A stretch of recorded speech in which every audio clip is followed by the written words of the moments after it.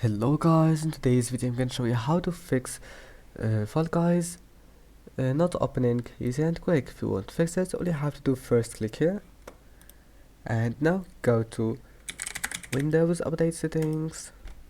Now check for updates and install all of the updates that you will find.